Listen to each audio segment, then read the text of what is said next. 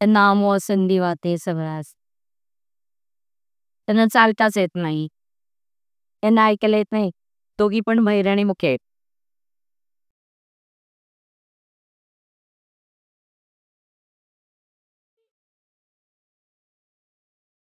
सगळ्यांच्या मनात एकच गोष्ट अशी आहे की हे जग निर्दयी आहे आणि आपणही तसंच झालं पाहिजे. काही लोक फाशी लावायच्या तयारीत होते, काही लोक पॉइझन प्यायच्या तयारीत होते, काही लोक म्हणत होते की आम्ही उपाशी राहणार आहे, असंच मरणार आहे. फॉर्च्युनेटली मी तिथपर्यंत पोहोचलो त्यावेळेस. ज्या लोकांना मी सकाळ संध्याकाळ जेवण देतोय त्या लोकांचा जर एवढ्या छोट्या कारणामुळे जर मृत्यू होत असेल, एकाची आमच्या साध्या सर्दी तापामुळे गेल्या होत्या. का तर त्या इतक्या डिप्रेशनमध्ये गेल्या होत्या, त्यांना त्यांच्या मुलांकडनं ट्रीटमेंट चांगली मिळत नव्हती. त्यांच्या मुलीने आजीला मारलं होतं आजारी असताना, आणि त्या आजी एवढ्या डिप्रेशनमध्ये गेल्या की त्यांनी 2 दिवसांनी जीव सोडला. मी लोकांना हे सांगायचा प्रयत्न करेल की तुमच्याकडे 10 आहेत ना, तुम्ही 1च रुपया कोणाला तरी द्या, किंवा तुमच्याकडे 100 असतील तरी पण 1च रुपया डोनेट करा.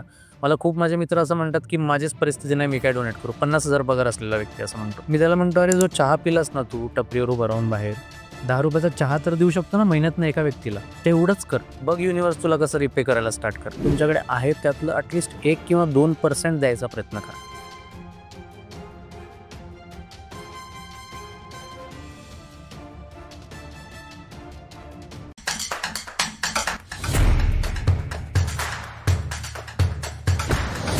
नमस्कार. भारी लोक या मराठी पॉडकास्ट चॅनलमध्ये आपल्या सर्वांचं पुन्हा एकदा स्वागत आहे.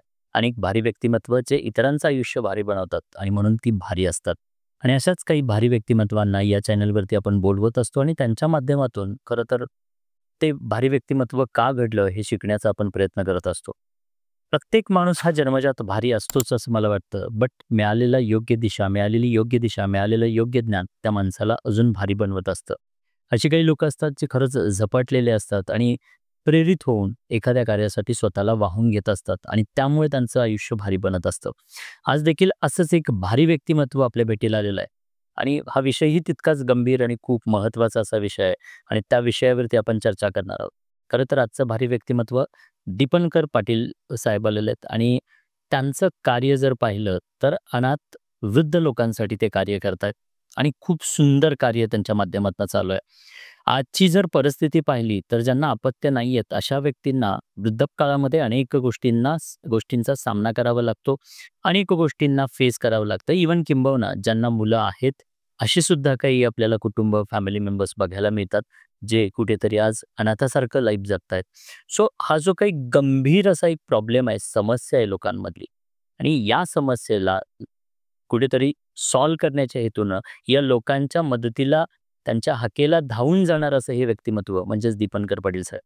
सो चला तर त्यांचं एक्झॅक्टली जो काही उपक्रम आहे ते ज्या पद्धतीनं आणि जे कार्य करत आहेत थोडंसं डिटेलमध्ये आपण जाणून घेऊयात. हा व्हिडिओ शेवटपर्यंत पहा. खरं तर आपल्या प्रत्येकाचं आयुष्य जे आहे ते देण्यासाठी निर्माण झालेलं आहे. आपण प्रत्येकजण देण्यासाठी आलेलो आहोत आणि जेव्हा आपण देतो खरं तर त्याच्यातून आपल्याला मल्टिप्लाय होऊन निसर्गाच्या नियमाप्रमाणे अनेक गोष्टी मिळत असतात. प्रत्येक व्यक्ती हा आनंदासाठी इथे आलेला आहे आणि तो आनंद कोणाला कुठून कसा मिळेल हे सांगता येत नाही. दीपनकर साहेबांना वृद्ध लोकांना, अनाथ वृद्ध लोकांना सेवा करून त्यांना मदत करून जो आनंद भेटतोय त्याबद्दल थोडक्यात जाणून घेऊयात. सो व्हिडिओ शेवटपर्यंत पहा. तसंच तुम्हाला आवडला तर लाईक करा, शेअर करा. त्यांचं खरं तर म्हणजे हे कार्य म्हणजे रिअल हिरोचं कार्य आहे आणि या पॉडकास्ट चॅनलवरती असेच रिअल हिरोज आपण आमंत्रित करत असतो आणि त्यांच्या माध्यमातून कुठेतरी समाज प्रबोधनाचं काम, काही लोकांना प्रेरणा देण्याचं काम आपण करत असतो. सो चला तर स्वागत करूयात दीपनकर साहेबांचं. सर नमस्कार, वेलकम, स्वागत आहे तुमचं. सुरुवातीला तुम्ही तुमचा थोडक्यात परिचय द्या आणि त्यानंतर आपण या विषयावरती अगदी डिटेलमध्ये चर्चा करूयात. नक्की. नमस्कार प्रेक्षको, मी दीपंकर पाटील. सध्या मी 32 वर्षाचा आहे आणि मूळ मी खानदेशचा आहे. पुण्यात एक 15 ते 16 वर्ष झाले सेटल आहे. खूप कमी वयात वडील माझे ॲक्सिडेंटमध्ये गेले. मी 2च वर्षाचा होतो आणि तेव्हापासून खूप हार्डशिप बघितलेली आहे आयुष्यामध्ये. त्यामुळे एक आत्मीयतेचा स्वभाव आणि आमच्या आईने आम्हाला ज्या पद्धतीने वाढवलं, त्यामुळे नेहमी लोकांबद्दल सहानुभूती असणे किंवा खडतर आयुष्य कसं असतं हे खूप जवळून पाहिल्यामुळे त्या गोष्टीची फार जाणीव होती. आणि घरातला एकटा मुलगा, आई आणि बहीण होत्या, म्हणजे 2 महिलांमध्ये वाढलेला एकटा मुलगा म्हणून मी माझ्यामध्ये नॅचरली तो आत्मीयतेचा किंवा एक सॉफ्ट कॉर्नर नेहमी बिल्ड होत राहिला. त्यामुळे कदाचित मला वाटतंय मी आज अशा परिस्थितीत आहे आणि मला अनफॉर्च्युनेटली माझ्या वडिलांबद्दल फार जाणून घ्यायला स्कोप नाही मिळाला, कारण की मी फार लहान होतो. मला आठवतही नाहीत ते. पण मी जितकं लोकांकडून ऐकलंय, तसं मला सगळेजण म्हणतात, की मला माझ्या आजोबा आणि वडिलांकडनं ही वारसा लाभलाय, की लोकांसाठी करायची इच्छा किंवा लोकांसाठी तळमळ जी असते, ही माझ्या आजोबांमध्ये आणि माझ्या वडिलांमध्ये सुद्धा खूप होती. कदाचित बरेचदा असं असतं, की ज्याला मिळतं त्याला त्याची किंमत नसते आणि ज्याला नाही त्याला त्याची किंमत असते आणि माईट बी बिकॉज ऑफ तो कारण असावं, की कुठेतरी तुम्हाला तुमच्या वडिलांना काही करता आलं नाही किंवा त्यांची सेवा करता आली नाही म्हणून तुम्हाला आज आणि काही वडील जे निराधार आहेत, त्यांच्यामध्ये तुमचे वडील दिसत असावे आणि कदाचित माईट बी त्यामुळे. खूप सुंदर. वाह! बेसिकली तुमचं बेसिक एज्युकेशन काय आहे? मी 11th-12th मध्ये असतानाच डिप्लोमा स्टार्ट केला ॲनिमेशन इंजिनिअरिंगमध्ये आणि काम करायची प्रचंड आवड होती. तर मला डिप्लोमा चालू व्हायच्या आधीच एका कॅम्पसमध्ये पिक करण्यात आलं. म्हणजे मी 12thच्या एक्झाम दिल्या आणि मी ऑलरेडी आय-टीमध्ये जॉब करत होतो. ओके. सो 18 वर्षाचा असतानाच आय-टीमध्ये एंटर झालो ॲज अ ग्राफिक डिझायनर. तिथून 6 वर्ष पुढचा आय-टीचा प्रवास केला. आय-टीमध्ये सीनियर ग्राफिक डिझायनर म्हणून मी फायनली एका कंपनीमध्ये हे ठरवलं, की मला जॉबच्या व्यतिरिक्त जाऊन काहीतरी करायचं आहे. कारण की माझं क्रिएटिव्ह थोडं माइंड असल्यामुळे मला असं रिस्ट्रिक्टेड फार वाटत होतं. सकाळी 9ला ऑफिस स्टार्ट करा, संध्याकाळी 6 पर्यंत तेच करा आणि माझ्याकडनं काही सॉलिड कॉन्ट्रिब्युशन होत नाहीये इन टर्म्स ऑफ नॉर्मल आपल्या युनिव्हर्समध्ये किंवा जगात माझ्याकडनं काय कॉन्ट्रिब्युशन होतंय मला सारखं खपायचं, की मी काही वेगळं करायसाठी जन्माला आलोय का? मला काहीतरी वेगळं करायचं. मला फार रिस्ट्रिक्टेड वाटायचं त्या एन्व्हायर्नमेंटमध्ये. मग मी ठरवलं फायनली, की मी जॉब सोडून काहीतरी माझं पॅशन फॉलो करतो. मला फोटोग्राफी फार आवडायची त्यावेळेस. ओके.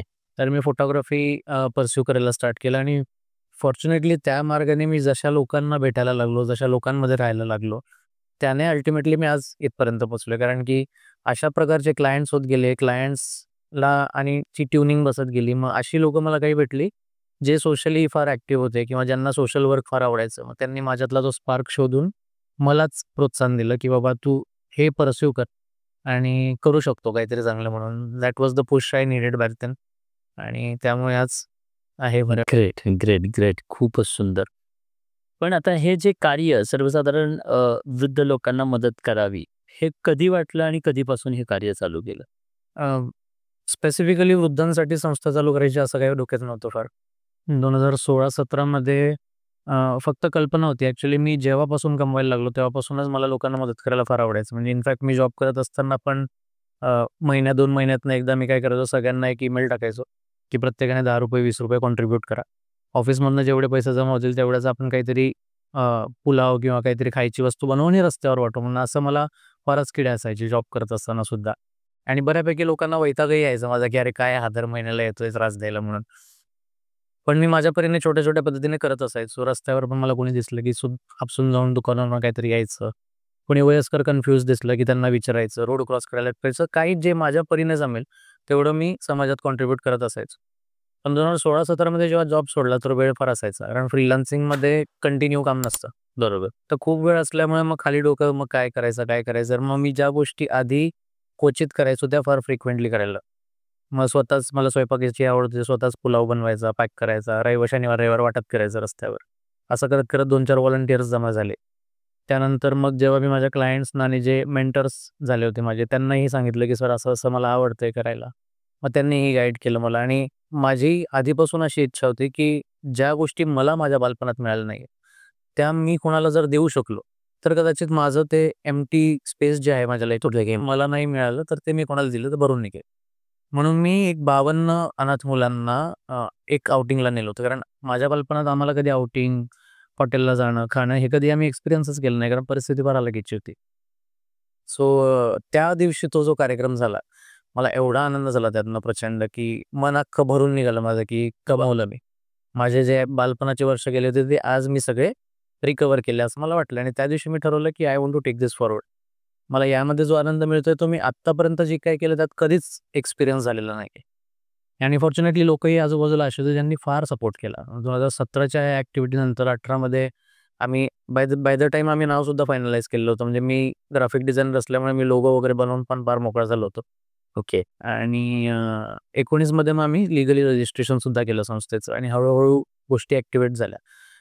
लॉकडाऊन नंतर मला असं रिअलाईज झालं, की जे काम आम्ही करतो याने काही सिग्निफिकंट एखादा व्यक्ती पकडून असं सांगायला लागलं की या व्यक्तीच्या आयुष्यात माझ्यामुळे काय बदल झाला, असं मला आढळून येत नव्हतं. कारण आम्ही रॅन्डमली लोकांना मदत करत होतो. भरपूर लोकांपर्यंत मदत जात होती, पण सगळे रॅन्डम होते. म्हणजे आज 500 लोकांना गेली तर उद्या दुसरे 500 लोकांना. मग ते कालचे 500 लोक आज परत उपाशी राहतात. बरोबर. म्हणजे एकाचंही आयुष्य परिपूर्ण होत नव्हतं. फक्त टेम्पररी सोल्युशन म्हणून Exactly. टेम्पररी मदत पोहोचत. एक्झॅक्टली. सो त्या दिवशी आम्ही थोडं थांबलो आणि आम्ही विचार केला की आपल्याला आपल्या कार्यामध्ये काय बदल करण्याची, कारण एफर्ट तेवढाच लागणार आहे, रिसोर्सेस तेवढेच लागणार आहेत. जर कोणाचं आयुष्य बदलतच नसेल तर याचा अर्थ आपण काही करत, म्हणजे सिग्निफिकंट चेंज काही करत नाही. बरोबर. त्या दिवशी आम्ही ठरवलं की लेट्स आयडेंटिफाय पीपल ज्यांना खरंच तळागाळात जाऊन गरज आहे आणि त्यांच्यापर्यंत पोहोचत नाहीये मदत. आम्ही एक मेसेज सर्क्युलेट केला की तुमच्या आजूबाजूला कोणी अनाथ वृद्ध असते, ज्यांना कोणी नाही, असं आमच्यापर्यंत इन्फॉर्मेशन पोचवा. आणि आम्ही जेव्हा जाऊन ॲक्च्युली पाहिलं तर यू वोंट बिलीव्ह, काही लोक फाशी लावायच्या तयारीत होते, काही लोक पॉइझन प्यायच्या तयारीत होते, काही लोक म्हणत होते की आम्ही उपाशी राहणार आहे, असंच मरणार आहे. बापरे! अशी परिस्थिती होती. कारण हे लोक सगळे कामधंदे करून, कोणी बिगारी कामगार, कोण वाहतुकीला, कोणी रिक्षा चालवायचं. आणि जेव्हा वय झालं त्यावेळेस कामं होत नव्हते. कोणाला पॅरालिसिसच्या अटॅकमुळे त्यांची कामं सगळी थांबली, कोणाचे दृष्टी गेली, त्यांची कामं सगळी थांबली. हे लोक घरात बसून, यांना मुलं नाही, नातेवाईक नाही, फक्त मरणाची वाट बघत होते. कारण मागायची सवय नाही आधीपासून, स्वतः कमवून आयुष्यभर खाल्लं.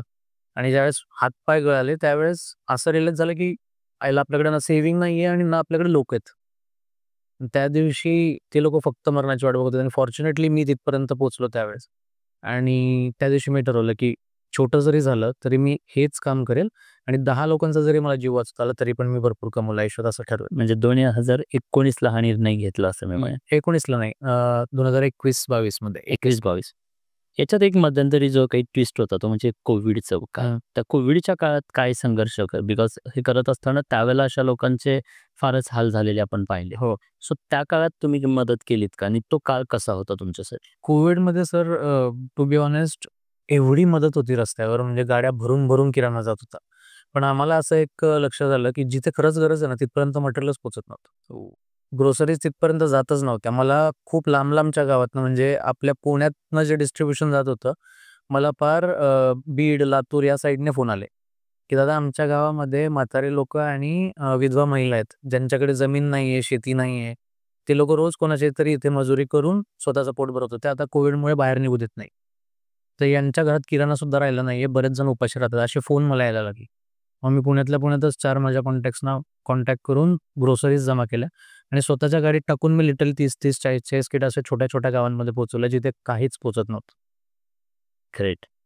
तो कोविडचा पूर्ण जवळजवळ पिरियड तशातच गेला. अपंग लोक जी रोज काहीतरी रस्त्यावर स्टॉल टाकून त्यांचा उदरनिर्वाह करत होते, त्या लोकांना काही ग्रोसरीज भेटत नव्हत्या. जे लोकांचं हातावर पोट होतं ना, त्या लोकांचे फार हाल झाले कोविडमध्ये. आणि बऱ्यापैकी शहर आणि खेडेगावांकडे शहरातल्या पण छोट्या छोट्या एरियाजमध्ये जिथे दिसायला दिसतंय की चाळीत राहतायत, यांना काय गरज असेल किंवा यांच्याकडे सेव्हिंग्ज असते, पण तिथे 10 पैकी एखाद घर असं असतं ना सर, ज्यांच्याकडे काहीच रिसोर्सेस नसतं. बरोबर. त्यांना कोणाकडे जाऊ आणि मागू कसं, या गोष्टीची फार लाज वाटत असते. तर त्या लोकांपर्यंत कोविडचा पूर्ण पिरियड आम्ही पोचायचा प्रयत्न केला. जवळजवळ 2000 किट आम्ही वाटल्या. सगळ्या किट अशाच घरांमध्ये गेल्या जिथं ॲब्सोल्यूट गरज होती आणि त्यांच्यापर्यंत कोणाचंही मटेरियल आलेलं नव्हतं. अशा लोकांपर्यंत पूर्ण कोविड आम्ही काम. Great, great. आता जे आपण पाहतो की 2-3 प्रकार याच्यामध्ये बघायला मिळतात. म्हणजे अनाथ वृद्धांमध्ये एक प्रकार आहे की ज्यांना मुलंच नाहीयेत. फक्त पती-पत्नी दोघेच आहेत आणि आता पुढं त्यांचा वारसदार किंवा त्यांना सांभाळणारं कोणी नाहीये, असं एखादं कुटुंब असू शकतं. दुसरं कुटुंब जे आपल्याला आज पाहायला मिळतंय की मुलं आहेत, पण मुलं सांभाळत नाहीयेत. सो ही एक कॅटेगरी आहे. सो आज तुमच्याकडे जे काही अनाथ म्हणजे वृद्ध आहेत, त्या अनाथ वृद्धांमध्ये कशा प्रकारची लोकं तुम्ही, म्हणजे हे सगळे कॉमनली सगळे असेच लोकं आहेत का या कॅटेगरीमध्ये सुद्धा तुम्ही काही वेगळ्या लोकांना आयडेंटिफाय केलंत? सो खूप वेगळे अनुभव आले खरं या मागच्या 3-4 वर्षामध्ये. पहिलं जे आम्ही व्हेरिफिकेशन स्टार्ट केलं होतं त्यावेळेस एक्साइटमेंट फार होती की एक पहिलं जे 2-3 आजी-आजोबांना आम्ही भेटलो ते अनाथच होते, त्यांना मुलबाळ काही नव्हतं. पण त्यानंतर जसे लोकं गेले आणि जी इमोशनल अटॅचमेंट आमची त्यांच्यासोबत व्हायला लागली ना, त्यावेळेस नकारणं आमच्याकडे तितकं स्ट्रॉंग आम्ही अजून झालो नव्हतो की आम्ही कोणाला नकारू शकू. त्यामुळे पहिल्या 10 व्हेरिफिकेशन्समध्ये, पहिल्या 10 एनरोलमेंटमध्ये 4 कुटुंब असे होते ज्यांना मुलं होती, पण ते सांभाळत नव्हते. म्हणजे कोण मुंबईला होतं, कोण कुठे होतं, कोण शेजारीच राहत होतं पण घरात घेत नव्हतं. असेही आजी-आजोबा आमच्याकडे होते. आणि सुरुवातीला आम्हीही तेवढे तज्ज्ञ नसल्यामुळे आम्हाला खोटं पकडता येत नव्हतं, की हे खरंच खरं सांगतायत की खोटं सांगतायत. कारण बरेच आजी-आजोबा असं सांगायचे, की मुलं नाहीयेत पण असायचे त्यांना. सो पहिल्या लॉटमध्ये आम्ही घेतलं, पण त्यानंतर जे चॅलेंजेस आम्हाला यायला लागले ना, त्यावेळेस आम्ही ठरवलं, की इथून पुढं ज्यांना मुलं आहेत, ते घ्यायचे नाही. कारण मी तुम्हाला एक छोटासा किस्सा सांगतो. एक आजी आहेत आमच्या, त्यांचा मुलगा त्यांना घरात घेत नाही. शेजारच्या एका खोलीमध्ये ठेवलेले आणि ज्यावेळेस आम्ही त्या आजींना डबा चालू केला ना, तर आजूबाजूचे मुलंसुद्धा हेवा करायला लागली. आणि मी माझ्या आईला जर घरातनं बाहेर काढलं, तर कोणतीतरी संस्था तिला सांभाळून घेईल. हो. म्हणजे त्याचा निगेटिव्ह इम्पॅक्ट. निगेटिव्ह इम्पॅक्ट फार व्हायला लागला आणि मी हे खूप जवळून ऑब्झर्व्ह केलेलं आहे. लोकं लगेच हेवा करायला लागतात. एक मुलगी होती, तिच्या आजीला तिच्या आईला आम्ही डबा चालू केला. तर त्या मुलीचा नवरा नव्हता. म्हणजे तिचा नवराही वारलेला होता. ती पण अ, असं समजा की थोडक्यात अनाथच होती, पण तरुण होती. ती एक 30-40 वर्षाची असेल आणि आजीचं फारच वय होतं. म्हणजे आजी 70-80 वर्षाच्या होत्या. सो आजीला आम्ही डबा चालू केल्यावर त्या मुलीला राग यायचा, की हिला मिळतंय मला का नाही मिळत? मला का नाही मिळत? मग ती आजीला मारायची.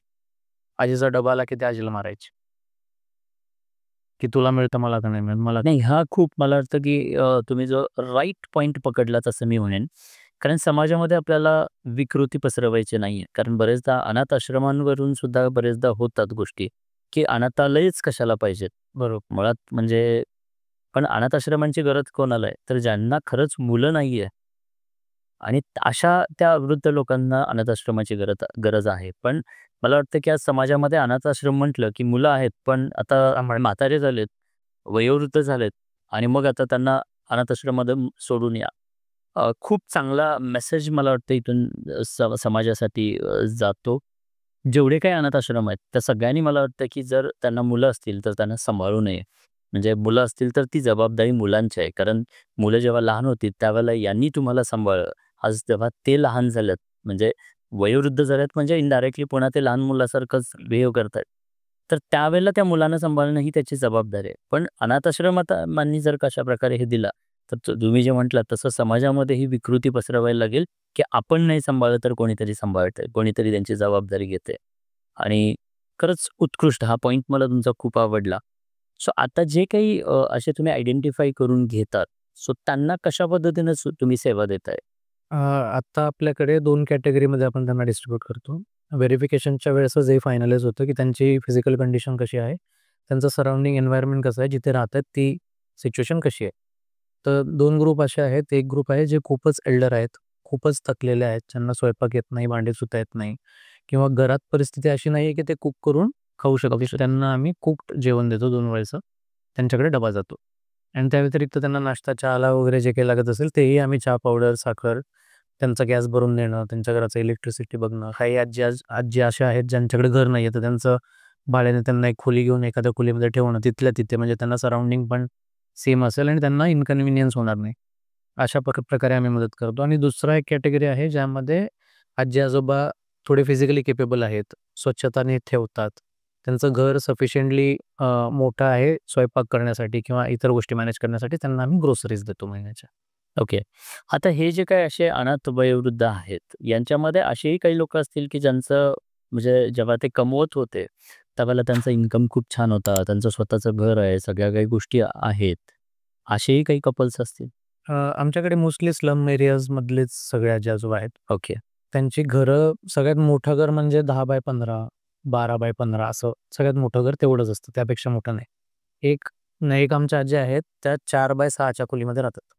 म्हणजे आपल्या घरातले टॉयलेटसुद्धा मोठे असतात त्यापेक्षा. एवढ्याशा खोलीत त्या आजी राहतात. असे घर आहेत, त्या घरांना काही व्हॅल्युएशन नाही आहे. ना ती घरं मला मला नाही वाटत त्यांना ती विकता पण येणार आहेत की नाही, कारण की ते रिलोकेट केलेले काही असतात. अनधिकृत बांधकाम काही असतात. सो अशा घरांमध्ये ती लोकं राहतात. बऱ्याच जणांसोबत म्हणजे 2-3 जोडपे आमच्याकडे असे होते ज्यांची परिस्थिती फार चांगली होती आधी. ओके. पण त्यांच्यासोबत कोणीतरी फसवणूक केली, भावाने किंवा मग नातेवाईकाने फसवणूक केली, प्रॉपर्टी स्वतःकडे घेऊन टाकली आणि यांना तसंच सोडून दिलं. असेही भरपूर कपल्स आम्हाला सापडले. पण आता आम्ही त्या गोष्टींवर त्यांना नेहमी सांगतो, की जे काही झालंय, ते गेलंय. तुमचे कर्म चांगलेच आहेत, त्यामुळे आम्ही तुमच्यापर्यंत पोहोचलो. सो झालं गेलं सगळं विसरून आपण एक नव्यानं सुरुवात करू. आणि मला त्या लोकांसाठी असं काहीतरी करायचं आहे, जसं मी माझ्या आईला सांभाळतो किंवा जसं मला माझ्या आईसाठी फ्युचर बघायचं आहे, तिला ज्या प्रोव्हिजन्स, ज्या फॅसिलिटीज द्यायच्या त्याच मला यांना सुद्धा द्यायच्या. कारण यांना असं वाटायला नको, की कोणीतरी दुसऱ्याचं लेकरू मला सांभाळतंय. मग आम्हाला आमच्या सगळ्या आमच्या आजी-आजोबा मला असंच म्हणतात, की आम्हाला जर बाळ असतं, आम्हाला जर मुलगा असता तर त्याने सुद्धा मला तुझ्यासारखं सांभाळलं असतं. वाह! क्या बात है! खरं तर ते आतमधून यावं लागतं. म्हणजे म्हणतो ना, की असं वरवरनं गोष्टी होत नाहीत. त्यासाठी तर आतमधूनच तो जिव्हाळा आणि आय ऑल्वेज से की तुमच्यामध्ये लाईफमधला असणारा दुःख-दर्द जो आहे, तोच इतरांच्या आयुष्यामध्ये यायला नको. म्हणून जेव्हा आपण धडपडीनं काम सुरू करतो, तेव्हा त्या त्या कामाच्या पाठीमागे तळमळ असते आणि ती निश्चित तुमच्या कार्यामध्ये जाणवते. आज म्हणजे जसं तुम्ही म्हटलात, की घरी आम्ही डबे नेऊन प्रोव्हाईड करतोय. सो मग हे सगळं शक्य कसं होतं? कारण तुमचं कुकिंग करण्यापासून तर त्यांना ते प्रोव्हाईड करणं, सकाळी संध्याकाळी त्यांना घरापर्यंत नेऊन देणं, त्याची काळजी करणं, हे एकट्या माणसाकडून किंवा तुमच्याकडून कसं शक्य होतं? कशा पद्धतीनं कार्य चालतं तुमचं हे सगळं? ॲक्च्युली या प्रवासामध्ये सुरुवात आम्ही स्वतःच्या किचनपासून केली होती. कारण सुरुवातीला माझ्याकडे फंडही जास्त नव्हते आणि मॅनपॉवरही नव्हती. सो आम्हीच बनवायचो आणि आम्हीच डबे पॅक करून डिलिव्हर करायचो. नंतर जसं लोकं वाढत गेले तसं ते थोडंसं अशक्य व्हायला लागलं आणि एक स्टाफ आम्ही ठेवला कुकिंगचा प्रॉपर आणि आमच्या ऑफिसच्या मागेच एक किचन बनवून आम्ही तिथूनच डबे बनवून आमची टीम ती फक्त डबे 2 वेळा डिलिव्हर करायची. पण ज्यावेळेस आम्ही ओल्ड एज होमचा प्रोजेक्ट घेतला, तर मग माझी फार धावपळ व्हायला लागली आणि स्टाफ कमी पडायला लागला. त्यावेळेस आम्ही ठरवलं, की जेवणाचा पार्ट जो आहे तो आउटसोर्स करूयात. म्हणजे आम्ही आता स्लम्समध्ये असं सिस्टम लावतोय, की प्रत्येक आता 6 स्लम्समध्ये आम्ही काम करतोय आणि एका ठिकाणाहून डबा घेऊन 6 ठिकाणी जाणं थोडंसं डिफिकल्ट व्हायला लागलं आम्हाला. तर आम्ही आता प्रत्येक क्लस्टर बनवतोय. प्रत्येक क्लस्टरमध्ये एका व्यक्तीसोबत जी गरजू एखादी फॅमिली आहे, जेणेकरून त्यांनाही रोजगार मिळेल. तुम्ही तुमच्या इथे जेवण बनवा आणि तुम्हीच डिलिव्हर करा आजी-आजोबांना. आमचा एक मेजर कन्सर्न फक्त यामध्ये असा असतो, की क्वालिटी कंट्रोल झाली पाहिजे. कारण आम्ही आत्ता जे जेवण देतोय ते आम्ही प्रयत्न करतो, की घरगुती असावं आणि चांगल्या दर्जाचं असावं, जेणेकरून त्यांची प्रकृती बिघडणार नाही किंवा अजून सुधारेल. बरेच आजी-आजोबा आमच्याकडे असे होते, ज्यांना चालता येत नव्हतं आम्ही डबा चालू करायच्या आधी. आता ते मस्त चालतात, बोलतात, फिरतात. त्यांचा दवाखाना कमी झालाय. बऱ्याच जणांच्या गोळ्या सुटल्यात. 2च मेजर कारण आहेत. त्यांना डाएट चांगला मिळतो आणि त्यांची मानसिक स्थिती फार सुधारली. कारण आम्ही जातो, गप्पा मारतो, बोलतो. त्यांना आता मनातनं असं वाटतंय, की मी निराधार नाही. मला वाह! कोणाचा ना कोणाचा तरी आधार आहे. त्यामुळे त्यांची प्रकृती फार सुधारली. ज्यांना सारखी दर दुसऱ्या महिन्याला किंवा दर दुसऱ्या आठवड्याला सलाईन लावायला लागायची, ते आजोबा ठणठणीत वरून खालून फिरतायत. अख्खी टेकडी सोडून खाली होतात. Very good. खरं तर आता ह्या वृद्धांमध्ये पाहिलं ना, की अनेक इश्यूज आहेत. म्हणजे एकतर ते निराधार आहेत, हा पहिला इश्यू आहे. कदाचित त्यांना घर नाही हा दुसरा इश्यू आहे. अनेक आजार असतील कारण डायबिटीज असेल किंवा अजून काही असे आजार असतील, गोळ्या औषधांचा खर्च आहे. किंबहुना जसं काही केसेस म्हटलं, की कुठेतरी कोणीतरी फसवलं, त्यांचं काही ना काहीतरी बाकीचं कोर्ट मॅटर चालू असेल, काहीतरी इश्यूज असतील. सो हे सगळे मॅटर्स म्हणजे कशा पद्धतीने तुम्ही हँडल करताय आणि हे हँडल करत असताना तुम्हाला चॅलेंजेस काय-काय आले? सगळ्यात मोठा चॅलेंज सर असं येतो जेव्हा ॲडमिट करायला लागतं ना कुठल्या आजी-आजोबांना, त्यावेळेस फार आमचं तारांबळ होते. कारण की गव्हर्नमेंट हॉस्पिटलला कोणी वारसदार नसेल तर ते पटकन घेत नाहीत. त्यासाठी एक वेगळी प्रोसिजर आहे. मग ते पोलिस स्टेशनला जाऊन आधी त्यांच्याकडनं चिठ्ठी आणायला लागते, की यांना कोणी वारस नाहीये. मग ते पोलिस स्टेशनच्या मार्फत त्यांचं ॲडमिशन झालं पाहिजे. त्यावेळेस ते लोकं त्यांना प्रॉपरली ॲज अ अनाथ ट्रीट करतात. जर मी इंडिव्हिज्युअल म्हणून घेऊन गेलो त्यांना जर ते ॲडमिट नाही करून घेणार. एका आजी आमच्या तशाच दगावल्या. ॲक्चुअली त्यांच्या घरात लाईट नसल्यामुळे ते रॉकेलचा दिवा लावायच्या आणि रात्री मांजरीने वाटतं तो दिवा पाडला, तर त्या आजीचं कमरेच्या खाली पूर्ण भाजलं होतं आणि सिव्हिअर बर्न असल्यामुळे त्यांना हॉस्पिटलमध्येही म्हणजे सिव्हिललाही चांगली ट्रीटमेंट मिळत नव्हती आणि एक 15 दिवसाच्या पिरियडमध्ये त्या आजी गेल्या. सो त्या पॉइंटला ॲक्चुअली मी डिसाईड केलं होतं, की मला आता ओल्ड एज होम स्टार्ट करणं मस्ट आहे. कारण की जर ज्या लोकांना मी सकाळ-संध्याकाळ जेवण देतोय, त्या लोकांचा जर एवढ्या छोट्या कारणामुळे जर मृत्यू होत असेल, एक आजी आमच्या साध्या सर्दी, तापामुळे गेल्या होत्या. का तर त्या इतक्या डिप्रेशनमध्ये गेल्या होत्या, त्यांना त्यांच्या मुलांकडनं ट्रीटमेंट चांगली मिळत नव्हती. त्यांच्या मुलीने त्यांना मला वाटतंय म्हणजे मला हे सांगताना पण खूप वाईट वाटतंय. त्यां आजी जेवत नव्हत्या, तर त्या मुलीने आजीला मारलं होतं, आजारी असताना आणि त्या आजी एवढ्या डिप्रेशनमध्ये गेल्या, की त्यांनी 2 दिवसांनी जीव सोडला. सो हे अशा परिस्थिती जेव्हा बघतो ना मी, त्यावेळेस मी ठरवलं, की मला आता काही करून वृद्धाश्रम चालू करणं मस्ट आहे.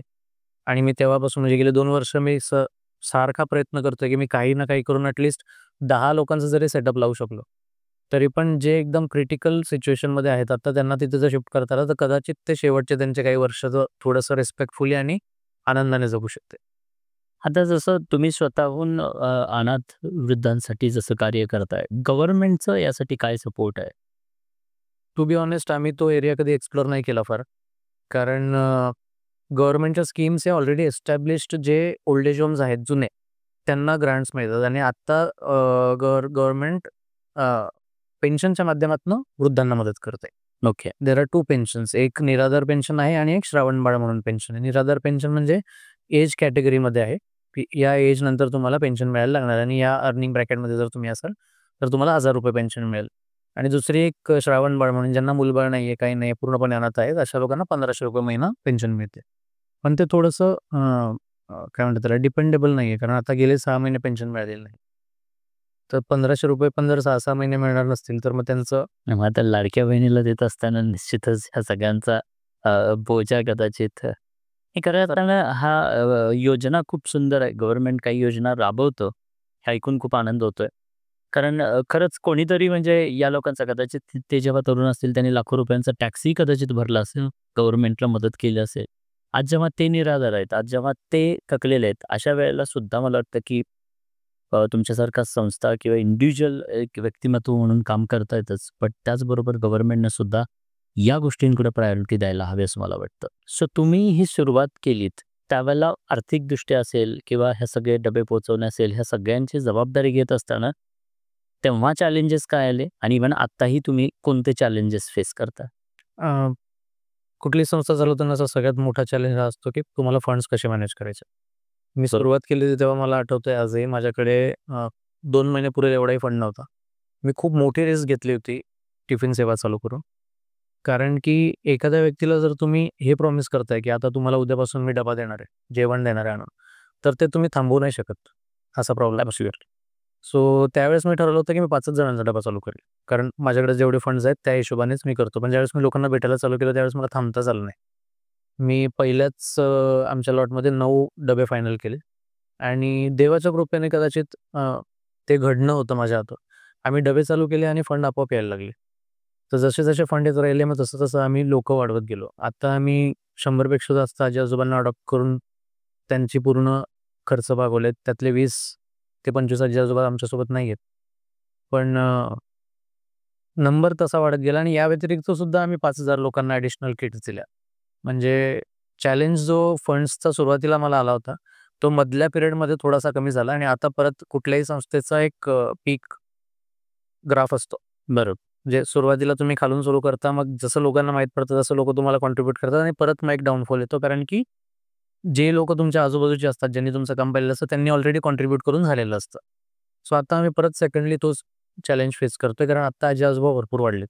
आता 80 आजोबांचा खर्च महिन्याला करणं आम्हाला फार कठीण व्हायला लागलं. कारण की तेवढा फंडच, तेवढे डोनेशन्सच येत नाही. आणि एकदा तुम्ही इतक्या याच्यात बिझी झालात ना, तुम्हाला मार्केटिंग पण तेवढं करता येत नाही. कारण आधी आम्ही भरपूर व्हिडिओ टाकायचो. काम कमी होतं. आजी-आजोबा कमी होतं, तर काम कमी होतं. तर वेळ असायचा तर मग ते शूटिंग करा, एडिट करा, टाका, ते जमायचं. आता व्याप इतका वाढलाय कामाचा, की आम्हाला व्हिडिओज तितके पोस्ट करणं शक्य होत नाही आणि त्याचा रिझल्ट असा येतो की डोनेशन्स तेवढी येत नाहीत. So that is one challenge. दुसरा मॅनपॉवरचा सगळ्यात मोठा चॅलेंज आहे आम्हाला. कारण की या सेक्टरमध्ये सहसा लोकांना काम करायला इंटरेस्ट येत नाही आणि ज्या लोकांना येतो ते फार तर 1 वर्ष, 2 वर्ष काम करतात आणि त्यानंतर मग परत ते दुसऱ्या ठिकाणी किंवा चांगल्या पेसाठी मूव्ह ऑन करतात. बरोबर.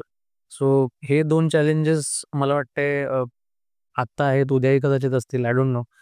लोकांमध्ये माणुसकी कशी जागृत करावी किंवा सोशल वर्कसाठी इंटरेस्ट कसा जनरेट करावा, this is a tricky question for me yet. मी तरी माझ्या परीने प्रयत्न करतोय की लोकांना यासाठी जागृत करणं आणि लोकांना अट्रॅक्ट करणं या साईडला, की हे सुद्धा एक फुलफिलिंग काम आहे. तुम्ही जर याला प्रॉपरली मॅनेज केलं आणि तुम्ही तुमच्या कामाला प्रॉपरली मॅनेज केलं तर इन सिम्फनी हे खूप चांगलं रेव्हेन्यू सुद्धा जनरेट करू शकतं. पण लेट्स सी. सर्वसाधारण आता जे काही 80 कुटुंब किंवा 80 असे हे तुम्ही अनाथ वृद्ध सांभाळत आहे, तर यांचं एज ग्रुप काय आहे? आत्ता माझ्याकडे 65 पासून 90 पर्यंत. 65 to 90 मध्ये. आता 65 to 90 म्हटलं तर यामधले काही अनाथ असतील जे खरंच थोडंफार काहीतरी करू शकतील. जसं तुम्ही म्हणतात की घरात त्यांच्या ते स्वयंपाक स्वतः बनवतात, तुम्ही त्यांना किराणा प्रोव्हाइड करता. मग नॉर्मली काय असतं की रिकामं घर, जसं म्हणजे रिकामं मन शैतानाचं घर आपण म्हणतो.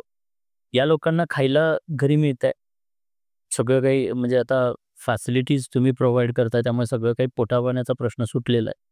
तर मग हे रिकामे असल्यानंतर रिकाम्यापणे कुठेतरी डिप्रेशन, स्ट्रेस, टेन्शन गोष्टी घेत विनाकारण चिंतेत राहणं हे होऊ शकतं.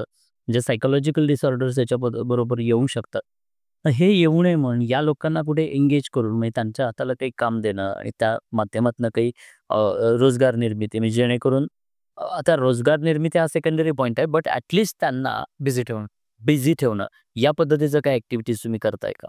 ॲक्च्युली जे एल्डर्सना टिफिन जातो ना, ते they are incapable of literally to anything. कारण की कोणाला दृष्टी नाही आहे, कोणी खूपच वयस्कर आहे, तर त्यांना काही काम नाही करता येणार. ज्यांना ग्रोसरीज आम्ही देतोय, ती लोकं ऑलरेडी कुठे ना कोणी भांडी धुण्याचं काम करत असतं किंवा कोणी कुठेतरी बसून वॉचमनचं काम करत असतं किंवा कोणी फुलाच्या माळा बनवून विकत असतं. सो ग्रोसरीजवाले are already trying to do something for themselves. So त्यांच्याकडे आम्हाला ॲडिशनल बर्डन देता येणार नाही. आणि जे टिफिनवाले ते तर पूर्णच थकलेले आहेत. त्यांच्याकडनं ओके. पण जे आता कुठेतरी जॉब करतायत अशी लोकच उद्या व्हॉलंटिअर म्हणून किंवा जसं की आज तुम्ही वृद्धाश्रमाचं काम सुरू केलेलं बोललात. तर तुमच्याकडेच ही लोकं जेव्हा राहायला येतील, त्यावेळेला याच लोकांच्या माध्यमातून इतर लोकांची सेवा करण्याचं काम होऊ शकतं. Absolutely, absolutely. ते हा आमच्या एक तिकडे प्लॅन आहेच. ओल्ड एज होममध्ये माझं टार्गेट असं आहे, की 365 दिवसांपैकी 200 दिवस काही ना काही इव्हेंट असला पाहिजे. जेणेकरून त्यांना असं वाटेल, की मी पार्टीमध्ये जगतोय. ओके. मला नॉर्मल आयुष्यच माहीत नाही. मी रोज आमच्याकडे काही ना काही पार्टी असते. मी सगळ्या लोकांचं मी तिथे एक स्पेशल हॉल बांधणार आहे. तुमचा बर्थडे आहे, तुम्ही या. तुम्हाला लग्न करायचं तुम्ही माझ्या इथे या. तुम्ही अनाथ आहात, मी लग्न लावून देतो, माझ्याकडे लग्न करा. So I am gonna plan 200 to 250 events every year. जेणेकरून आजी-आजोबांना कॉन्स्टंटली काही ना काही असेल. एन्जॉयमेंट म्हणा किंवा त्यांना काहीतरी डोक्याला चालना. आम्ही एक थोडं छोटं तिथे वर्कशॉपसुद्धा बनवणार आहोत. जिथे मध्ये आपल्या देशी गाईचं आपलं खिलार गाई आहेत माझ्याकडे. त्या गायींच्या शेणापासून आम्ही प्रॉडक्ट बनवणार आहोत. ते पण आजी-आजोबांच्या हातून आम्ही थोड्याफार काही गोष्टी करणार. आम्ही गुलाबजलाचा एक प्लांट लावणार आहोत तिथे नॅचरल ऑर्गॅनिक गुलाबजल बनवण्यासाठी. सो असे छोटे-छोटे प्रकल्प आम्ही तिथे राबवणार आहे, जेणेकरून आजी-आजोबा सुद्धा बिझी राहतील आणि थोडासा हातभार आम्हाला सुद्धा लागेल. Very good. खूपच सुंदर. हे सगळं करत असताना नॉर्मली आत्ताचे आजचे तरुण पाहिलं तर तुमच्यासारखं असं एखादा आउट ऑफ द बॉक्स जिथे म्हणजे म्हणतात ना, की स्वतःला सेवा द्यायची आहे, स्वतःचं करिअर सोडून हवं तर तुम्ही स्वतःचं आयुष्य उत्कृष्ट जगू शकला असता. स्वतःसाठी म्हणजे पैसे कमवून स्वतःचं lavish life lavish in the sense खूप चांगलं लाईफ इतर आत्ताचे जगता त्यापेक्षाही छान लाईफ जगता आलं असतं. बट ते सॅक्रिफाईस करून हे तुम्ही करायचा निर्णय घेतला. हा निर्णय घेतल्यानंतर तुमची आई असेल किंवा तुमच्या कुटुंबातले तुमचे पाहुणे-रावळे असतील, या सगळ्यांकडून तुम्हाला काय विरोध झाला किंवा त्यांच्याकडून तुम्हाला प्रतिसाद कसा मिळाला? विरोध ॲज सच असा नव्हता. नॉर्मली प्रत्येकाला वाटतं ना, आईला पण वाटतं ना, त्यांना स्वतःनं मुलांना माझ्या काहीतरी बनावं, त्यांना त्याच्या पायावर उभं राहावं, त्यांना काहीतरी करावं. पण आता हे काम करतोय, इतर लोकांना मदत करण्याचं काम करतोय. कदाचित खिशे रिकामे असतील बिकॉज जेव्हा खिशातलं काढून इतरांना वाटायचं आहे, बाहेरून खिशात काही येत नाहीये, उलटं खिशातलं काढून वाटायचं आहे. मग त्यावेळेला कुठेतरी स्वतःच्या आयुष्याचं काय किंवा माझ्यावरती डिपेंडंट असणाऱ्या या सगळ्यांच्या आयुष्याचं काय? कारण एक गोष्ट आहे, बुडणाऱ्याला मदत करावी, पण केव्हा? एकतर तुम्ही सॉलिड दगडावरती उभे आहात किंवा तुम्हाला उत्कृष्ट पोहता येतंय. सो तुम्हाला पोहता येत नसताना तुम्ही जर का पाण्यात उडी मारलीत, तर बुडणारा तर बुडतोयच, पण त्याच्यासोबत तुम्हीही बुडणार आहात. सो त्यामुळे तुम्ही हे करत असताना तुम्हाला प्रतिक्रिया काय मिळाल्या किंवा तुम्ही कसा विचार केलात या कंडिशन्समध्ये? राइट. सो ॲक्चुअली इनिशियल पिरियडमध्ये त्यांना हे रिअलाइजच झालं नाही, की मी माझं मायग्रेशन टुवर्ड्स फुल टाईम सोशल वर्क चालू केलं. कारण मी माझी स्वतःची फ्रीलान्सची कामं करत असताना संस्था मोठी करायचा प्रयत्न करत होतो. आणि फॉर्च्युनेटली कोविड आणि कोविडच्या नंतरचा पिरियड असं झालं, की सगळे डिजिटल कामं व्हायला लागली. म्हणजे फिजिकली कुठे जायची तुम्हाला गरज नव्हती. कोविडमध्ये मी घरी बसून खूप कामं केली. बाहेरचे सुद्धा माझे काही क्लायंट्स होते आणि चांगला पैसा मी त्यावेळेस कमवत होतो. पण ज्यावेळेस ते मायग्रेशन माझं शिफ्ट चालू झाला टुवर्ड्स फुल टाईम सोशल वर्क, कारण की मला असा अनुभव आला होता 2-3 महिन्यानंतर, की ज्यावेळेस मी फुल टाईम फोकस करतोय संस्थेवर आणि संस्थेच्या कामांवर, त्यावेळेस संस्थेच्या मार्फत खूप लोकांपर्यंत आणि योग्य ठिकाणी मदत पोहोचते आणि संस्थासुद्धा प्रॉपरली ग्रो करते. म्हणजे 10च्या जागेवर 20 लोकांना मदत पोहोचते जर मी लक्ष देतोय तर. आणि त्यावेळेस मला असं रिअलाईज झालं, की हळू माझं मायग्रेशन करणं खूप जास्त गरजेचं आहे, जेणेकरून माझं जे विजन आहे, की जास्तीत जास्त लोकांपर्यंत आपली मदत पोहोचली पाहिजे, हे मला साध्य करता येईल. घरच्यांना फार मी त्या गोष्टीचा अंदाज लागू दिला नाही, की मी माझी कामं हळूहळू बंद करून इकडे शिफ्ट करायचा प्रयत्न करतोय. त्यामुळे त्यांच्याकडनं विरोध ॲज सच असा काही आला नाही. आणि by the time they realised की याने आता पूर्णपणे संस्थेवर फोकस केलेला आहे, त्यावेळेस माझ्याकडे हातात प्लॅन होता. कारण जसं तुम्ही म्हणलात की घरच्यांची खूप इच्छा आहे की मी माझ्या लाईफमध्ये सेटल व्हावं, लग्न करावं. आणि सगळे मला फोर्स करत होते. आजकाल मुलाचं पुण्यात घर नसल्यावर लग्न होत नाही. तर माझी सेव्हिंग्ज किंवा आईची सेव्हिंग्ज जी होती, घरच्यांची अशी इच्छा होती की मी घर घ्यावं आणि लग्नाचा विचार करावा. पण मी त्यांच्या विरुद्ध जाऊन वृद्धाश्रमासाठी जागा घेतली त्याच पैशाची. आणि ज्यावेळेस ही चर्चा झाली त्यावेळेस मी त्यांना माझं विजन समजून सांगितलं की जागा घेण्यामागचं तात्पर्य हे की मी घर घेतलं तर फक्त मी त्यात राहू शकतो. पण मी जर जागा घेऊन तिथे आश्रम प्लस एखादा व्यवसाय टाकला, तर 4 लोकांना घरसुद्धा मिळेल, माझासुद्धा उदरनिर्वाह चांगला चालू आहे. तर माझ्या डोक्यात हे विजन होतं की instead of investing in liability I should invest it in a asset asset. Where I can generate some funds. So ते विजन होतं आणि घरच्यांना पटलं. त्यामुळे रेझिस्टन्स असा ॲज आला नाही. सुंदर. खूप, खूप, खूप सुंदर. हे जे काही कपल्स आहेत, ते असं म्हटलं जातं, की अनेक सेलिब्रिटीज आपण पाहतो, की जसं मध्यंतरी विनोद कांबळीबद्दल आपण पाहिलं, की म्हणजे एक काळी लीडर असणारा हा विनोद कांबळे आज कुठेतरी मदतीसाठी इतरांच्या कुठेतरी आज लोकांकडे हात पसरतोय. ह्याचं कारण असं म्हटलं जातं, की ती म्हणजे फायनान्शियल लिटरसी. पैसे आयुष्यात येतात, पण पैसे सांभाळण्याची कला किंवा ते इन्व्हेस्ट केली पाहिजे, गुंतवणूक केली पाहिजे. याबद्दलचं नॉलेज नसल्यामुळे जेव्हा चलती असते तेव्हा तुम्ही लॅविश लाईफ जगता, पैसे उडवता आणि मग वृद्धापकाळामध्ये किंवा अशा कंडिशनमध्ये तुम्हाला मग फार हाल सोसावे लागतात. तर आज ज्या फॅमिलीज तुम्ही सांभाळताय, 80 कुटुंब सांभाळताय, त्याच्यामध्ये असे काही केसेस तुम्हाला बघायला मिळाल्या की आधी खूपच लॅविश लाईफ होतं आणि आता फार म्हणजे एक वेळचं जेवणसुद्धा मुश्किल झालेलं आहे. तर त्याची कारणं किंवा त्या फॅमिलीज आणि त्या फॅमिलीची कारणं काय आहेत? खूप मोठा पॉइंट आहे सर आणि अगदी योग्य पद्धतीने मांडला तुम्ही. असे होते नाही, आता सुद्धा तसेच आहेत ते. बापरे! म्हणजे काही आजी-आजोबा माझ्याकडे असे आहेत, ज्यांना गव्हर्नमेंटची पेन्शन चालू आहे. आता 5-6 महिने येत नाही म्हटल्यावर अचानक 6 महिन्याची आहे किंवा अचानक 4 महिन्याची पेन्शन येते. मग ज्यावेळेस अचानक आपल्या अकाउंटला ₹8,000 आलेले आहेत, तर ते पैसे सांभाळून आपल्या अडी-अडचणीला वापरायच्या ऐवजी ते लोकं ते 8,000 लगेच खर्च करून टाकतात. ज्यावेळेस ते कमवत होते, त्यावेळेस त्यांनी अजिबात फ्युचरचा प्लॅन न करता अंधाधुंदपणाने पैसा खर्च केला. लोकांवर म्हणा, नातेवाईकांवर म्हणा किंवा शो ऑफमध्ये, की माझ्याकडे आल्यावर मी कोणाला काही कमी पडू देत नाही किंवा कोणी मला ऑफमध्ये महत्त्वाचा भाग. हां, मला कोणी मदत मागितली, की मी सगळ्यांना मदत करतो किंवा मी किती महान व्यक्तिमत्व आहे. आपली चादर बघून पाय पसरण्याची मानसिकता त्यांच्यामध्ये अजिबात नव्हती. अजूनही मला आता त्यांचं वय माझ्यापेक्षा तिप्पट आहे. तरी मला त्यांना या गोष्टी सांगायला लागतात, की तुमच्याकडे आलेला पैसा जपून वापरायला शिका. कारण मग ते पैसा संपवतात आणि पुढच्या महिन्यात परत मग त्यांना गॅस भरायला पैसे नसतात, लाईट बिल भरायला, अगदी दुधाची पिशवी घ्यायला पैसे नसतात. Absolutely. So this is a problem just not in the poor class, पण मिडल क्लासमध्ये सुद्धा हा प्रॉब्लेम खूप चाललाय. ॲक्च्युली फायनान्शियल लिटरसीचा अभाव आहे. कारण काही गोष्टी म्हणजे जे नियोजन असतं पैशांचं, अर्थात असं म्हटलं जातं की आजचा भारत शब्दसाक्षर आहे, पण अर्थसाक्षर नाही. नाही. आणि अर्थसाक्षरता नसल्यामुळे अनेक अशा लोकांवरती ही परिस्थिती आपल्याला ओढवलेली बघायला मिळते. सो निश्चित ऑडियन्सला सुद्धा मी एवढं सांगेन, की थोडंसं या काही गोष्टींकडे लक्ष दिलं गेलं पाहिजे, तर भविष्यात अशी वेळ तुमच्यावरती येणार नाही.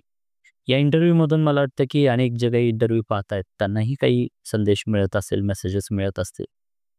तुम्हाला काय वाटतं, की ओव्हरऑल ज्या आज एवढ्या सगळ्या लोकांचे दुःख-दर्द, प्रॉब्लेम सहन केल्यानंतर, की पुढं येणारी जी पिढी आहे, त्या लोकांना अशा अडचणी यायला नकोत, त्यांना असे प्रॉब्लेम यायला नकोत, म्हणून त्यांनी काय प्रिकॉशन्स घेतल्या पाहिजे? 2 पद्धतीने मी मेसेज द्यायचा प्रयत्न करेल. एक तर थोडा स्पिरिच्युअल अँगलने, की थोडासा कर्मावर विश्वास ठेवायला पुन्हा चालू करा. कारण माझा पर्सनल अनुभव सांगतो, आजकाल लोकांनी कर्मावर विश्वास ठेवणंच बंद करून टाकले. सगळ्यांच्या मनात एकच गोष्ट अशी आहे, की हे जग निर्दयी आहे आणि आपणही तसंच झालं पाहिजे, जेणेकरून म्हणजे खूप लोकांना असं दिसतं ना, की जो माणूस वाईट वागतोय किंवा काळे धंदे करतोय, चुकीच्या मार्गाने पैसे कमवायचा पण तो खूप सुखी आहे. जो माणूस खरा आहे, जो माणूस चांगला आहे, सगळ्यांशी चांगला वागतो, तो माणूस सदैव तुम्हाला दुःखातच दिसेल. आणि हे लोकांच्या डोक्यात खूप फिट होत चाललंय.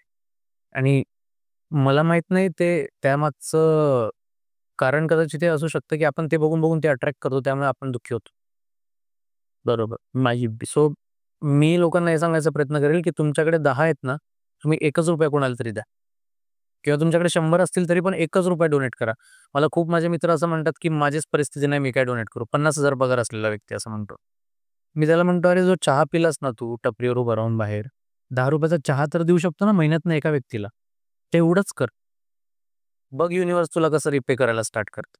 आणि खऱ्या मनापासून कर, की नाही माझ्याकडे एवढे आहेत, एवढंच मी देऊ शकतो, अगदी स्वच्छ मनाने कर." तर हा एक मेसेज मी लोकांना देईल, की तुमच्याकडे आहे त्यातलं ॲटलीस्ट 1 किंवा 2% द्यायचा प्रयत्न करा. त्याने तुमचा ऑटोमॅटिक कार्मिक हिशोब जो आहे तो चांगला होत जाईल. आणि ultimately it is gonna result in a positive way only. Absolutely. आणि I agree. दुसरं स्वतःची लाईफ प्रॉपरली प्लॅन करायचा प्रयत्न करा. मी खूप लोकं पाहतो आणि मी खूप लोकांना समजवायचाही प्रयत्न करतो. लोकांना खूप शॉर्ट लिव्हड लाईफ जगतात. म्हणजे आजचा आणि उद्याचाच विचार करणार. 5 वर्षानंतर मी खूप जणांना विचारतो, की तुझं 5 वर्षानंतरचा गोल काय लाईफमध्ये? काहीच उत्तर नाही आहे, लोकांकडे नाही आहे. काहीच उत्तर नाही. मलाही मी ॲग्री करेन, कारण मी आज अनेक ट्रेनिंग प्रोग्राम घेत असतो. गर्भवती महिलांसाठी मी काम करतो. तर माझ्या एक लक्षात येते, की लोकं आज सकाळपासून संध्याकाळपर्यंत फक्त पळतायत. सकाळपासून संध्याकाळपर्यंत पळतायत. पण का पळतोय? मी नेमकं कुठे चाललोय? मला नेमकं किती अचीव्ह करायचं आणि काय अचीव्ह करायचंय? या काही बेसिक गोष्टी माहिती नाहीयेत आणि त्यामुळे म्हणजे स्वतःला काय हवं याची क्लॅरिटी नसल्यामुळे दुसऱ्याकडे जे आहे ते बघून कुठेतरी निरुत्साही, म्हणजे विनाकारण स्वतःला दुःख देणं, की त्याच्याकडे गाडी आहे, त्याच्याकडे घर आहे, त्यानं हे केलं, त्यानं अमुकं केलं. सो स्वतःची क्लॅरिटी नाहीये. मला काय हवं हे माहीत नसल्यामुळे तो जो काही आनंद आहे, तो आनंद अनेक लोकांचा हरवलाय. आणि माईट बी सकाळपासून संध्याकाळपर्यंत ही लोकं पळत राहतात. सो त्यामुळे निश्चितच नियोजन केलं गेलं पाहिजे. नियोजन खूप उत्कृष्ट पॉईंट सांगितलात, की थोडंसं प्लॅन केला गेला पाहिजे जेणेकरून अशी अवस्था होऊ नये. अजून एका महत्त्वाच्या मुद्द्याकडे येतोय, की आज भारतामध्ये डिंक नावाचा एक कन्सेप्ट आला. डिंक म्हणजे काय? Dual income no kids. Okay. मी मोस्टली अनेक लोकं, कारण मला गर्भसंस्कारांचे माझे काही वेबिनार्स होतात. मला बऱ्याच ठिकाणी हा प्रश्न विचारला जातो किंवा आत्ताच्या पिढीमध्ये जे आय-टीमध्ये विशेषतः काम करतायत. सो आत्ताची पिढीला मुलं म्हणजे जबाबदारी वाटतायत. बरोबर ना? मुलंच नको. आपण दोघंजण कमवू आणि दोघेजण उडवू. या पद्धतीनं हे सगळे कुठेतरी आता कल्चर येतंय. तर काय वाटतं, की खरंच मुलं असावी का नसावी या बाबतीत तुमचं काय मत आहे? किंवा अशा कपल्स बाबतीत तुमचं काय मत आहे? या आत्ताच्या अनुभवातून, कारण तुम्ही अनेक कपल्सना, या वयोवृद्ध लोकांना जे अनाथ आहेत, ज्यांना मुलं नाहीयेत, अशा लोकांना तुम्ही जवळून अनुभवताय. तुमचं या कन्सेप्ट जो आता येऊ पाहतोय, याच्याबद्दल काय मत आहे तुमचं? मला तर सर ऑनेस्टली असं वाटतं having a child is a very big responsibility. आणि जर तुम्ही स्वतः सॉर्टेड नसाल ना about life, about the basic morals of life, तुमची स्वतःची मेंटॅलिटी जर चांगली नसेल तर तुम्ही ते बाळ घडवू नाही शकणार properly. So I will suggest की तुम्ही पहिलं स्वतःच्या आयुष्याकडे किंवा लाईफकडे फ्रॉम अ स्पिरिच्युअल अँगल व्यवस्थित बघायला पहिलं शिका. त्यानंतर जर तुम्हाला असं वाटतं की मी तितकी मोठी जबाबदारी घेऊ शकतो स्वतःवर आणि मी एक चांगला व्यक्ती घडवू शकतो, जो उलट मला लाथा नाही मारणार, मला सांभाळायला अजून 4 लोकांना सुद्धा मदत करू शकतो, असं जर घडवू शकत असाल तरच बाळ करा.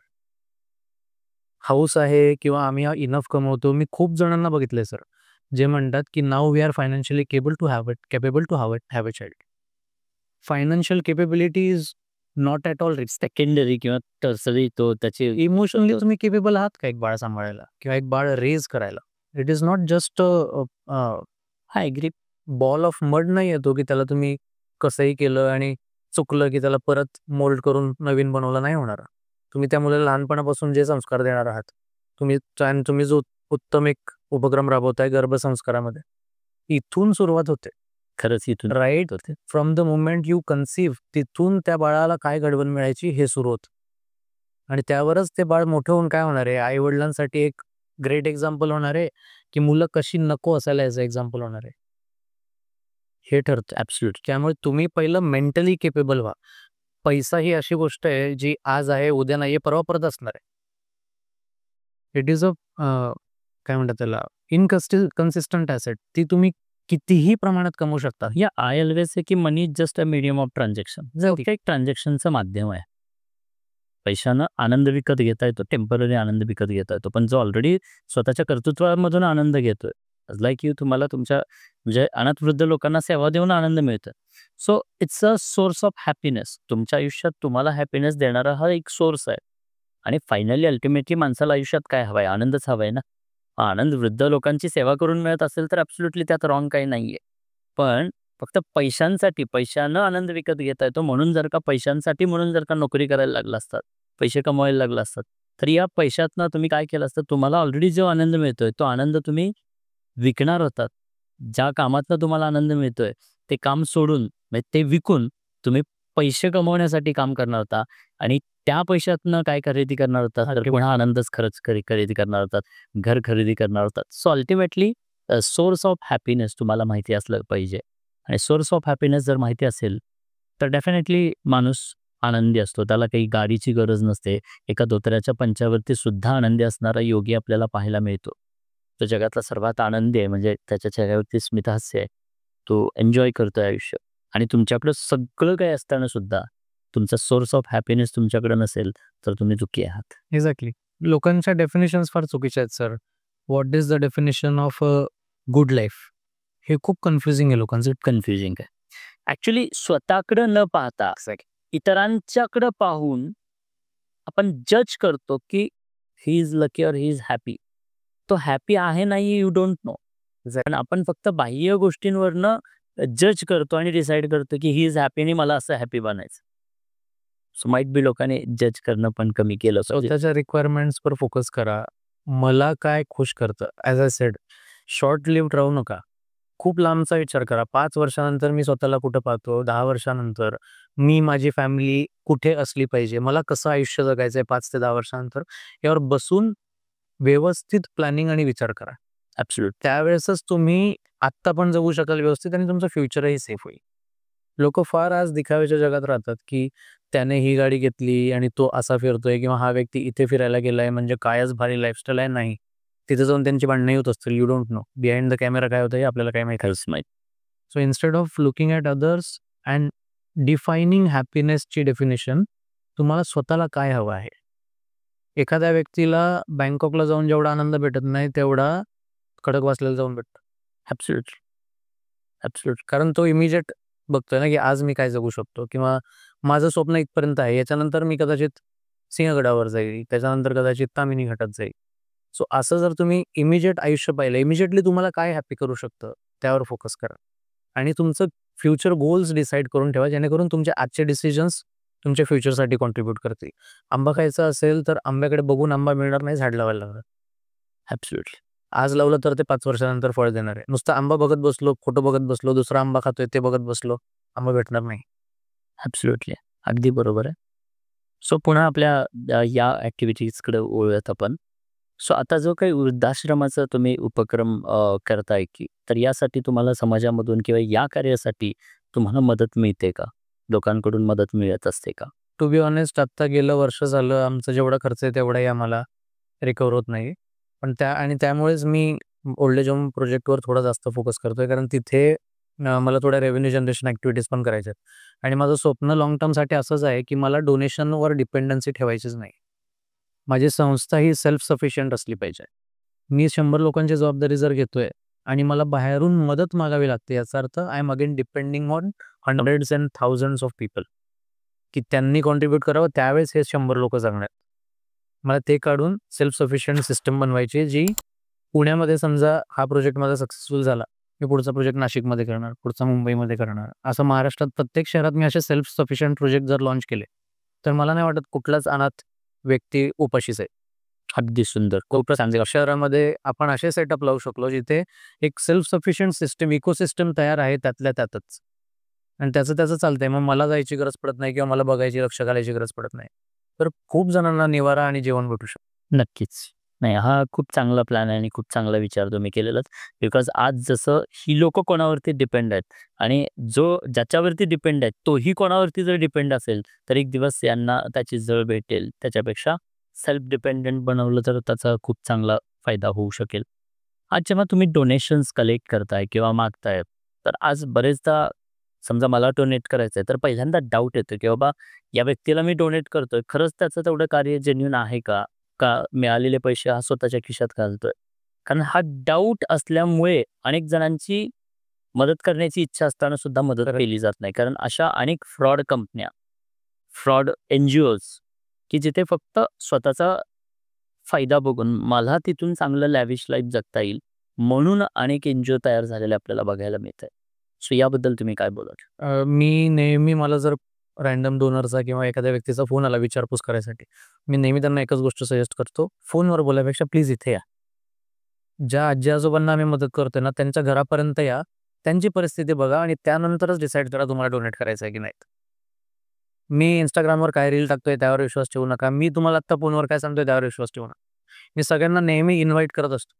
त्याच्यामागचं सगळ्यात मोठं कारण सर हे असतं, आजकाल कितीही आपल्याकडे असलं ना, एक सेन्स ऑफ अनसॅटिस्फॅक्शन आहे प्रत्येक व्यक्तीमध्ये, की माझ्याकडे आज ही गाडी आहे तर यापेक्षा मोठी का नाही आहे? मी 2 BHK मध्ये राहतो, 4 BHK का नाही आहे? 4 BHK आहे तर याच पर्टिक्युलर सोसायटीमध्ये का नाही आहे किंवा या लोकॅलिटीमध्ये का नाही आहे? मी 5 लाख महिना कमवते, 15 लाख का कमवू शकत नाही? इतकं अनसॅटिस्फॅक्टरी लाईफ जगतायत ना सगळेजण. मी त्या सगळ्यांना सांगतो, आपल्यापेक्षा वरच्या लोकांना बघून इन्स्पिरेशन घ्यायचं आणि आपल्यापेक्षा खालच्या लोकांना बघून समाधानी व्हायचं. ॲब्सोल्युटली. तर तुम्ही वर तर नेहमीच बघता, रोजच बघता, फोर्स बघणार, न्यूज बघणार, पेपरमध्ये लोकं बघणार की करोडो आहे, इतकी नेटवर्थ इतकी. पण तुम्ही खालच्या लोकांना जाऊन कधी भेटता का? तर समाधान जर मिळवायचं असेल तर तुमच्यापेक्षा कमी जो व्यक्ती कमवतो किंवा तुमच्यापेक्षा खराब लाईफ जो माणूस जगतो त्याच्याकडे गेल्यावरच तुम्हाला ते समाधान मिळणार की I have plenty of resources for myself. आणि जगातल्या 90% लोकांपेक्षा जास्त माझ्याकडे आहे. I should be very happy every day.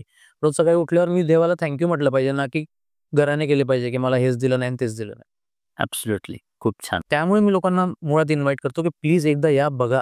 Donation द्या नका द्या, दॅट इज सेकंडरी पार्ट. तुमच्या मनातून आतून आलं तर तुम्ही डोनेशन द्या. बरेच जण अशी अपेक्षा करतात माझ्याकडनं की मी यावं, त्यांचे हातपाय जोडावे, दर महिन्याला त्यांना मेसेज करावा, फोन करावा की सर प्लीज डोनेट. मी करत नाही. दान हे आतून आलं पाहिजे. मी मागून देत असाल तर ना तुम्हाला त्याचं पुण्य लागणार आहे ना मला त्याचं समाधान लागणार. आतून जर केलं तरच तुम्हाला ते लाभेल. त्यामुळे मी सरळ लोकांवर सोडून देतो की हे माझं कार्य आहे.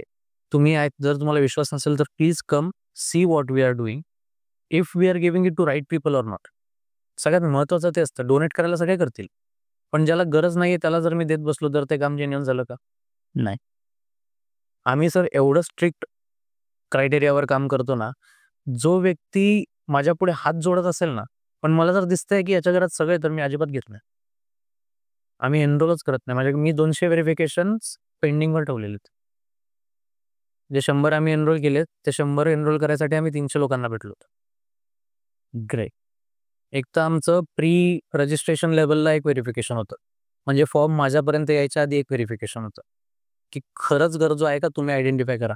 कारण तुमच्या ह्याच्यावर जास्त निगेटिव्ह मार्किंग आले, आमच्या पार्टनर एनजीओज आहेत, आमचे व्हॉलंटियर्स आहेत, ते लोकं रेकमेंड करतात. परिस्थिती बघून ते लोकं स्लम्समध्येच काम करतात, ते लोकं रेकमेंड करतात. तर एकच व्यक्ती सारखा ज्या व्यक्तीला गरज नाही तो व्यक्ती रेकमेंड करत असेल ना, आम्ही त्यांचं पुढच्या वेळेस व्हेरिफिकेशनला घेतच नाही. सो 3 लेव्हलला व्हेरिफिकेशन होतं. एकदा ती लोकं व्हेरीफाय करतात, फॉर्म येतो, फॉर्म मी स्वतः बघतो, फोटो व्हिडिओ असतील, मी नसेल तर फोटो व्हिडिओज येतात आणि मग मी फिजिकली जाऊन स्वतः त्यांच्याशी बोलतो. कारण जेव्हा आपण एक कम्युनिकेशन करतोय ना, तर माणूस किती खरं बोलतोय, किती खोटं बोलतोय हे कळतं आपल्याला. बरोबर. आणि त्यावरच आम्ही डिसाईड करतो की यांना गरज खरंच आहे की नाही. छान. खूप सुंदर. आता जर का तुम्हाला काही आपल्या श्रोत्यांमध्ये असेल किंवा कुठल्याही एका व्यक्तीला तुम्हाला डोनेट करायचं आहे, तर तुमच्याकडं काय म्हणजे फॅसिलिटीज किंवा टॅक्स सेव्हिंगसाठी किंवा CSRच्या माध्यमातून तुम्हाला काही मदत करायची असेल तर CSRला अजून आम्हाला 2 वर्षाचा एलिजिबिलिटी क्रायटेरिया पास करायचा आहे. पण टॅक्स बेनिफिट फॉर शुअर मिळू शकतो. त्यासाठी एक सेपरेट लिंक आहे आमच्या Instagramवर सुद्धा आणि जर कोणाला हवं असेल तर कमेंटमध्ये ते तशी इच्छा व्यक्त करू शकतात. आम्ही ती लिंक देऊ. आणि ज्यांना टॅक्स बेनिफिट नको आहे त्यांच्यासाठी एक वेगळी संस्था आहे जिथे आम्ही नो प्रॉफिट नो लॉस बेसिसवरती संस्था रन करतो. कारण की गव्हर्नमेंटचे काही नॉर्म्स असतात त्यानुसार आम्हाला कंप्लाय करावं लागतं. सो टॅक्स बेनिफिटसुद्धा आमच्याकडे आहे. नॉर्मल डोनेशनसुद्धा घेतो. मी लोकांना मोस्टली असंच सजेस्ट करतो की जर तुम्ही पुण्यातले असाल किंवा फार तर मुंबईचे असाल, जवळपासच्या शहरांमधले असाल, तर तुम्ही ग्रोसरीच्या स्वरूपात आम्हाला डोनेट करा. त्याने काय होतं, एक ट्रान्सपरन्सी राहते. तुम्हालाही विश्वास राहतो की पैशाचा गैरवापर होणार नाही. आणि ग्रोसरी आली की आमच्यासाठी सुद्धा ते सोपं होतं की एका आजी-आजोबांचं ग्रोसरीचं तुम्ही घ्या. मला डोनेट न करता डायरेक्ट आमच्या वेंडरला पेमेंट करा. ज्यांच्याकडनं आम्ही ग्रोसरीज पर्चेस करतो. आम्ही तसंही करतो. डायरेक्ट फिजिकली तुम्ही पर्चेस करून पाठवलं. एक लिस्ट आहे. मला वाटतं की ही खूप छान आयडिया आहे. म्हणजे अगदी निश्चितच ग्रोसरी वेंडरचे जे काही डिटेल्स असतील, तर डेफिनेटली आपण तेही कमेंट्समध्ये टाकूयात. कारण जर कोणाला डोनेट करायचं असेल तर डायरेक्टली तुम्ही त्यांना मदत करा आणि जेणेकरून ॲटलिस्ट तुमच्या परीनं तुम्हाला जेवढं काही करता येईल तेवढं लोकांकडून येईल आणि या लोकांपर्यंत ते पोहोचेल. खूप सुंदर आहे. यानंतर माझा एक प्रश्न आहे की आज जसं की हे जे काही अनाथ वृद्ध आहेत, अनेक लोक असतील आज जे आपला पॉडकास्ट पाहत असतील, त्यांच्या आजूबाजूला कोणी असं असेल तर त्यांनी तुमच्यापर्यंत कसं पोहोचावं?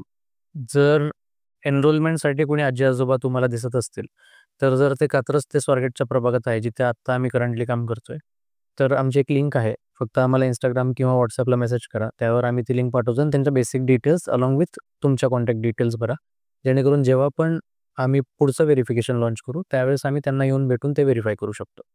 आणि या एरियाच्या व्यतिरिक्त जर असेल, तर मग अजून थोडा काळ कदाचित त्यांना वाट बघायला लागेल. कारण आहे त्या एरियातच माझ्याकडे 500 पेक्षा जास्त लोकं असे आहेत ज्यांना आम्ही अजून भेटलो सुद्धा नाही. कारण आमच्याकडे रिसोर्सेस नाही. आम्ही एनरोल कसं करून घेणार? असं. अगदी बरोबर आहे. कारण भरपूर सारी लोकं येतील, पण ते पोहोचण्यापर्यंत त्यांना ते करण्यासाठी मदत तेवढी फाउंडेशन असणं गरजेचं आहे. छान वाटलं जर तुमचा म्हणजे कृती किंवा हा अनुभव सगळा जो आहे तो खरंच म्हणजे खूप चांगला उपक्रम आहे.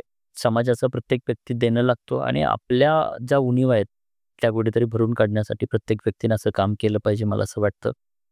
आणि संवाद साधून तुमच्याशी खूप छान वाटलं की आजही माणुसकी जिवंत आहे आणि आजही त्याला जपलं जातं आणि पुण्यासारख्या ठिकाणी तुम्ही काम करताय आणि एवढ्या सुंदररित्या काम करताय. खरंच तुमच्या कार्याला सलाम. आणि निश्चित मी म्हणेन की एक देवदूत म्हणून आज तुम्ही अनेक वृद्ध या जोडप्यांसाठी, वृद्ध लोकांसाठी तुम्ही अनाथांसाठी काम करताय. परमेश्वर तुम्हाला अजून काम करण्यास ताकद देवो आणि छान अजून काम तुमच्याकडून हो. तुमचा जो पुढचा प्रकल्प आहे वृद्धाश्रमासाठी, निश्चित तोही लवकरात लवकर पूर्ण हो आणि अनेक काही लोकांचं आयुष्य चांगलं बनव. इतरांच्या आयुष्यात व्हॅल्यू ॲडिशन करणं हाच खऱ्या अर्थानं आयुष्याचा पर्पज असतो आणि तो तुम्ही सुंदररित्या करताय. त्याबद्दल धन्यवाद. आलात, वेळ दिलात आणि हे जे काही सगळं शेअर केलं त्याबद्दल खरंच मनापासून धन्यवाद. So thank you so much. हा व्हिडिओ तुम्हाला कसा वाटला कमेंटमध्ये जरूर कळवा. तुमच्या आजूबाजूला काही लोक असतील किंवा तुम्हाला काही डोनेशन्स करायचे असतील तर जरूर प्रामाणिकपणे या सदकार्याला तुमच्या मर्जीप्रमाणे तुम्हाला जे काही वाटेल निश्चित डोनेट करू शकता. म्हणजे रिअल हिरोज आपण पडद्यावरती हिरोज पाहतोय आणि पडद्यावरचा हिरो येतो आणि काय सांगतो तर आपल्या या तरुण पिढीला सांगतो की तुम्ही जुगार खेळा, तुम्ही गुटखा खा. सो मला वाटतं की हे जे काही आपण ज्यांना हिरो मानतो स्वतःच्या पोराला ते कधी सांगणार नाहीत की तू गुटखा खा किंवा तू जुगार खेळ. पण हेच हिरो आज आपल्या पिढीला मात्र हे सांगण्याचं काम करतात. बघा रिअल हिरो कोण आहेत हे आज समाजानं जाणलं पाहिजे आणि रिॲलिटी जाणून आपण त्या पद्धतीनं मदत केली पाहिजे. तुम्हाला जर का असं रिअल हिरोचं व्यक्तिमत्व तुमच्या आजूबाजूला आढळलं तर जरूर आम्हाला कळवा. कमेंटमध्ये अशी व्यक्तिमत्व आपल्यापर्यंत पाठवा जे खरंच समाजासाठी काही उत्कृष्ट काम करतायत. आपण त्यांनाही या मंचावरती आमंत्रित करणार आहोत. त्यामुळे त्यांचं नाव, नंबर जरूर मला सजेस्ट करा. हा व्हिडिओ आवडला तर जरूर कमेंट करा, लाईक करा, शेअर करा आणि हो चॅनलला जरूर सबस्क्राईब करा. रिअल हिरोज या भारी लोक या पॉडकास्ट चॅनलवरती आपण बोलवत असतो आणि त्यांच्या इंटरव्ह्यूजमधून एक्झॅक्टली काय परिस्थिती आहे, बाहेर काय चाललंय हे थोडंसं जाणून घेण्याचा आपण प्रयत्न करत असतो. So thank you so much. धन्यवाद. See you.